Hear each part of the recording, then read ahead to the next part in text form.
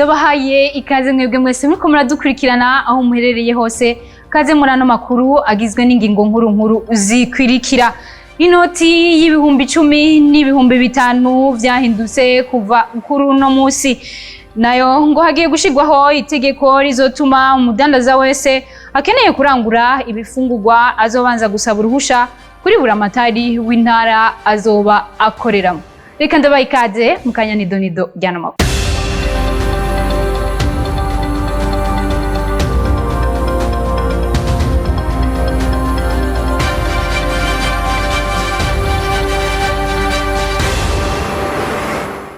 Sangwa ikaze kandi kuri mwebwe mwese muriko muradukurikira nkuko nari mpejeje kubamenyesha.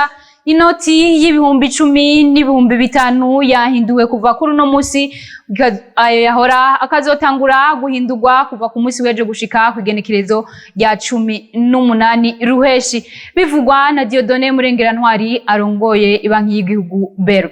Ibanki nkuru y'igihugu yihweje ukuntu ihanahana ry'amafaranga riko riragenda mu kino gihe, amafaranga menshi atari mu mabanki no mu microfinance, aho hibonekeza ibura ry'inoti z'ibihumbi 5 n'ibihumbi 10, yisunze ububasha ihabwa n'amategeko, eje gufata ingingo zikurikira.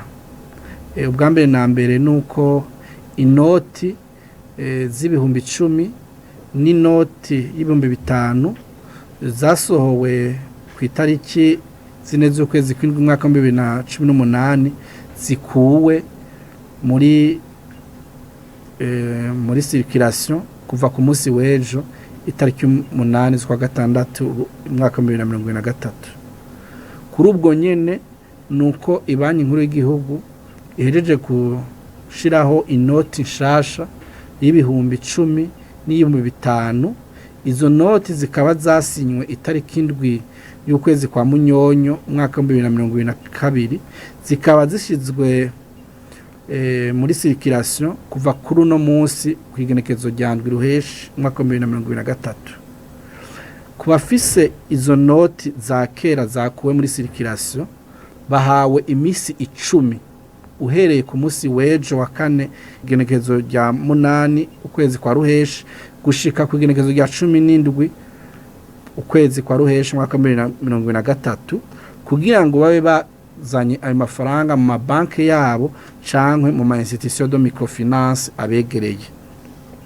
Kuri ubwo kandi twavuze yuko muri kino kiringo mu kurindira yuko dushikira iyo tariki ya 17, izi noti zahora z'ibihumbi 10 n'iz'ibihumbi 5 zizobananya zikora, ariko kuva ku itariki 18 z'ukwezi kwa gatandatu mu 2023 inoti z'ibihumbi 10 n'iz'ibihumbi 5 zitwa dusanzwe dukoresha atayizosubira kugira agaciro mu gihugu c'u Burundi. Hariho abari bamenyereye iyo dutanze ikiringo babananya bazanye inoti zikemegwa, ubu nuko ivyo bitazosubira. Ikiringo cy'itariki 18 nta noti numwe yaba zari zikuriko zirakora uyu munsi, yaba izindi noti zose ibanki y'igihugu yigeze isohora nta nimwe zosubira kwemegwa ngo ihindurwe. Muri iyo misi 10 mu gusubiza amafaranga mu mabanki, umuntu afise ikonte imwanditseko, ikonte y'umuntu ntarekuriwe kurenza imiliyoni 10. Ntarekuriwe kurenza imiliyoni 10 ku ikonte yiwe. Umuntu afise ikonte yishira hamwe ari societe arekuriwe kurenza kutarenza imiliyoni 30 kuri konte no ku munsi umwe. Ku muntu umwe iyo misi 10 yose ntazorenza imiliyoni 10. Ku isosiyete niyo yemerewe miliyoni 30 ku munsi no ku ikonte. Twasavye amabanki n'amashirahamwe y'ama microfinance korohereza abantu bazoshaka kuza kuyitura kugira ngo bashobore gushira kubitsa amafaranga.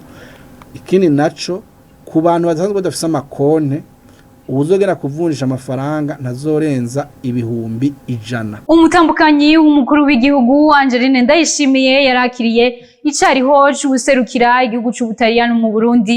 Bimwe mu byo baganiriye akaba ari kuvura abana ku buntu bafise ingwara y'ubujana ndetse n'ubundi bumuga. Reka tumukurikire. Tujeje kwakira konsile w'Ubutaliyano bwa mu Burundi ari kumwe n'abaganga bakomeye mu ndwara z'abana cyane cyane ibijanye no kubakora ivuriro ryitwa emergency. Rero twaganiriye ibitari bike ejo bari kuri polyclinique Umugiraneza mu Kibimba ikukira fondation Umugiraneza aho baje kuraba abana bagendana ubumuga mvukanwa na cyane cyane ubumuga bujanye n'indwara bakunda kuvuga ubujana mu Kirundi, hamwe n'umuganga w'abana araba indwara zitandukanye usanga hariho n'abarundi benshi batazizi. Hariho nk'umwana ashobora kuvuka amatenga atwayiwe atakirimo, ibyo bakunda kwita ectopie testiculaire mu Gifaransa, canke aho usanga afise ahantu huguruye bakunda kwita hernie inguinale.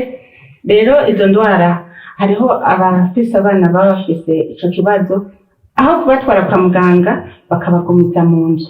Rero no munsi n'akaryo keza umuvyeyi wese w'umurundi canke n'uwari wese afise nk'umwana cyane cyane w'abahungu, hariho indwara zikarira abana b'abahungu ntitumenye ko ari indwara, ugasanga kandi yovurwa.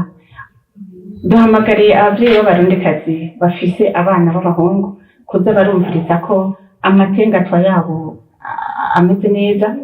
Uno munsi rero n'akaryo keza kugira ngo biture ivuriro Umugiraneza kandi bagene no kuri clinique Prince Regis niyo bari bariko barabavura. Hanyuma batwemereye yuko nibamara kubona abafise izo ndwara kuri iyo mpejeje kubabwira ejo ngo barashobora nk'umwe, ariko benshi barose n'abafise ubujana. Rero bemeye ko bazobatwara kubavurira i Buganda aho basanzwe bakorera, kubera tubatwara muri Sudani murazi ko umutekano ntibufashe neza, naho baravurirayo. Rero twemeye yuko nibamara gutwara abana b'abarundi ko tuzogenda kuraba abo bana aho baravurirwa nk'abana bacu cyangwa nibafashwe. Rero bacu batumira ko tumaze gushikayo tuzoca dushinyaranira amasezerano akomeza ubumwe hagati ya fondation Umugiraneza hamwe n'iryo vuriro ryabo. Batwemereye ko bazotwigishiriza n'abaganga b'abarundi na cyane cyane gukarisha ubwenge mu bijanye no gukora, kubera nitwoguma tuzera inze abana tumva ko dutegereza kubarungika hanze, kandi natwe abarundi ari incabwenge kandi bafite n'ubumenyi bashaka no kubikora. Ibyo byose bavyemeye ko bazoca babatwakirira kugira ngo babigishe uwo mwuga wo gukora abana.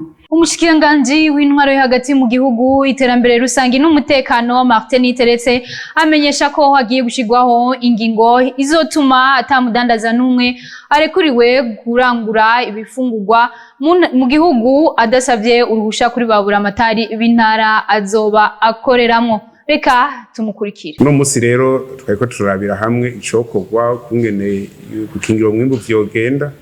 Twasanze koko babura amatari batanguye igikorwa, wingi yafashwe ku musi wa gatanu kugira dukinge turabe ko no musi byo twimbuye bitoca biherera mu masoko cyangwa ntibice bihera no mu makungu, kuko twasanze twe turimbura abandi bakihereza.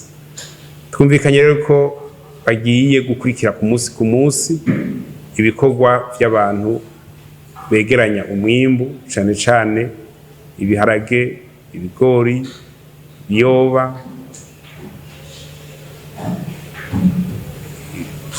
n'ibindi. Ubwo tukavuga ati ibifungurwa ibi bica bibora nk'ibijumbu, imyumbati, amateke, ivoka, amashu, imboga n'ibindi, ko bikurikiranira hafi. Mugabo ibyo nta musha bisaba, ibyo nta musha bisaba kuko bagurisha direct ku isoko, abantu bakaronka amafaranga. Hama mugabo naho nyene bokurikira bakaraba ko vy'ukuri bavyegeranijwe bigiye gufungurirwa mu Burundi kuko twabonye ko kenshi twimbura abandi akari bo baca bamererwa neza. Ibizoshoka hanze bizosabirwa impusha zidasanzwe bigende kandi vyinjiza amadolari mu kigega c'igihugu.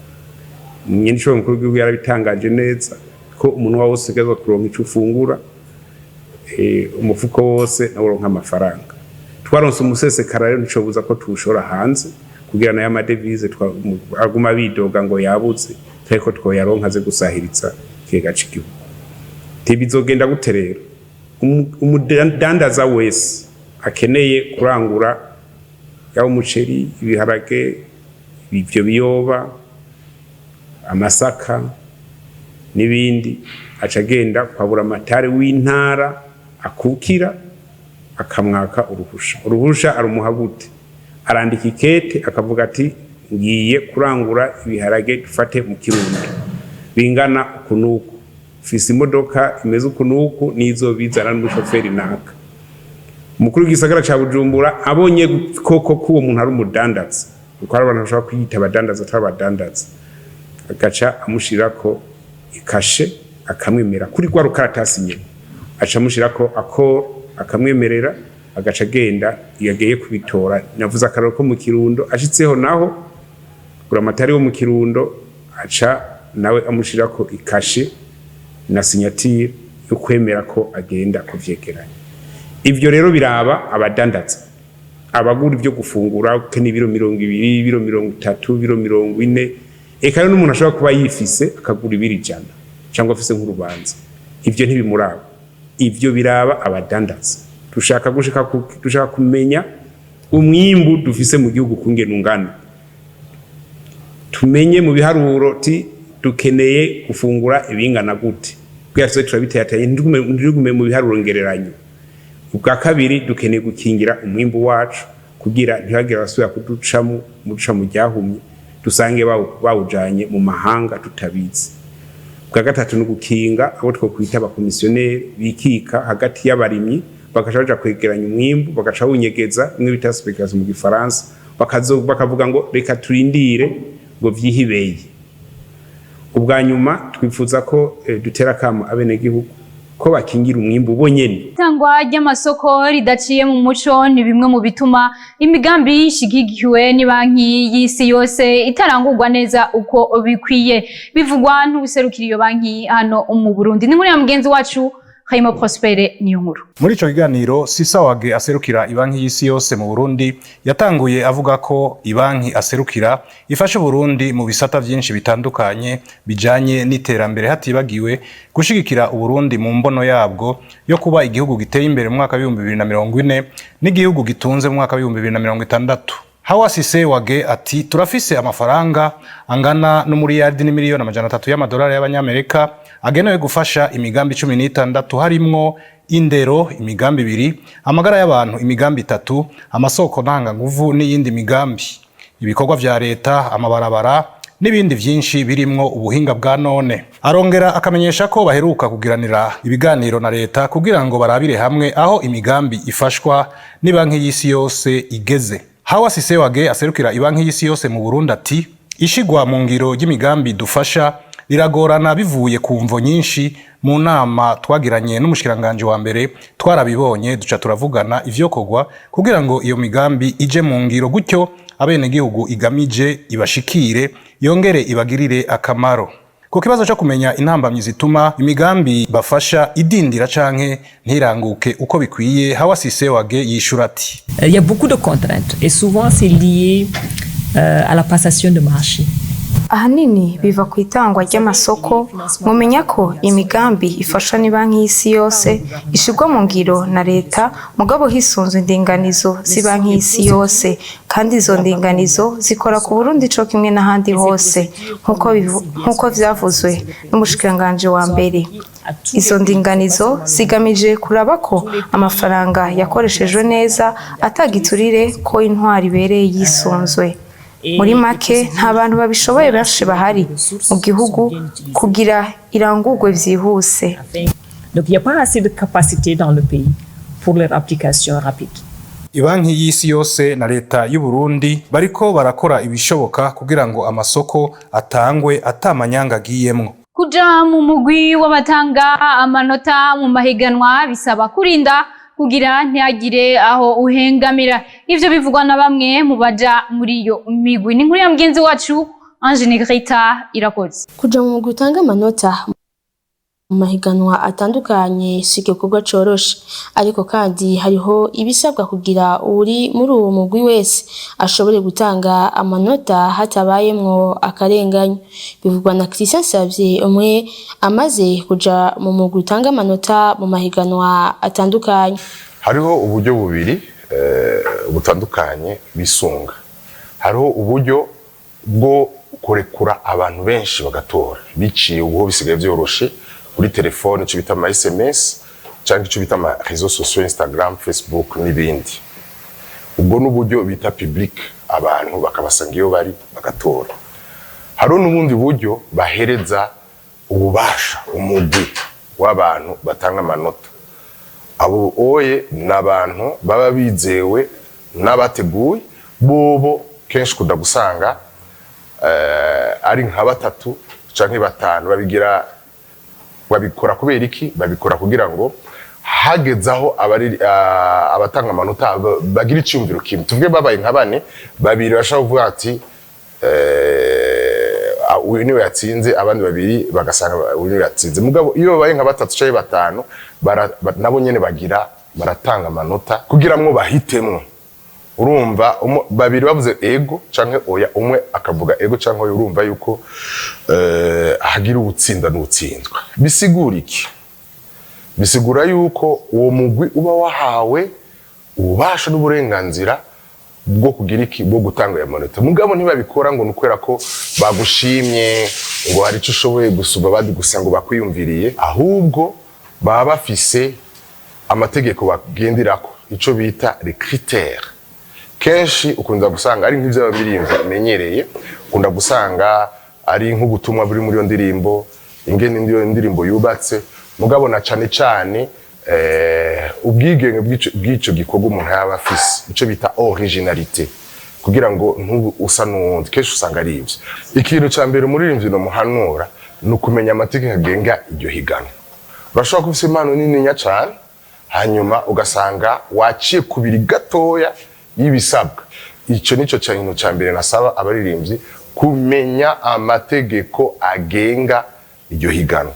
Ica kabiri, bamenye ko uwutsinze bitaca bisigura yuko yasumbije abandi cyane, usanga ari akantu k'akazeroedmi. Arongera akavuga ko n'abari mu mugwi utanga amanota hari ibyo birinda cyane iyo bari muri ico gikorwa, ndetse akanakebura n'abaririmbyi bari mu ihiganwa iryo ari ryo ryose ko bakwiye kumira amagabo bagakora icabajanye.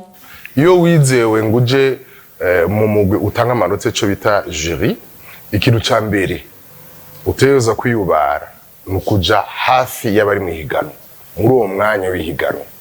Mu bisanzwe nk'iryo kosa ririnze rishika, kenshi norita kwa bateguye iryo higanwa, kubera ko bataba bagerageje kurinda abo batanga amanota. Ica kabiri, nabo baritanga amanota baragerageza kwirinda kwegera aba baririmbyi no kuraba umuntu mu maso, si vyiza. Nabo baririmbyi babikoze, urumva bamenye yuko kenshi ushobora no kubizira. Iyo ugerageje kwigira sympathique imbere y'utanga amanota, hari ushobora no kubiguhora akabona yuko urukura mugira ico bita corruption morale. Nk'ubu naho twagerageza kuba kure yabo, hari igihe wabona umuntu ariko arakwibaza ishibazo kuri telefone, umva nimero yifise, nawe ucurika kumwishura, akashaka kubaza ngo mbega ngo muzofatira kuki, ukambwira ati genda urabe ivyo vyanditswe. Donc si twovuga kuri jury gusa, ahubwo twashaka kubwira nabo baririmbyi bamere magabo, kuko ugiye kwireshwangushwa bishobora gutuma ahubwo uvamo. Amahiganwa akaba ari kimwe mu bituma abaririmbyi bakicaruka bamenyekana, ndetse akabugurura n'imiryango yo kumenyana n'abantu bazotuma bashika kure. Amakuru yacu tuyasozerere mu makuru avugwa mu gisata c'inkino, tukaba tuyakesha mugenzi wacu Gilles Verne Nakimana. Makuru yacu mu giserukira gihugu Nyegori Jonathan Nahimana yatumwe ko kugira ngo aze kifatikanya n'abandi mu mugwi serukira gihugu intamba mu rugamba kaje gusubirira umunyegori Arade Bizimana yagize ikibazo c'imvune. Umukinyi Saido Ntibazonkiza yarayatsinze ibitsinda bitanu wenyene mu rukino umugwi Simba Sport Club asanzwe akinira watsinze mu ibitsinda bitandatu kuri kimwe umugwi wa Police Tanzania FC.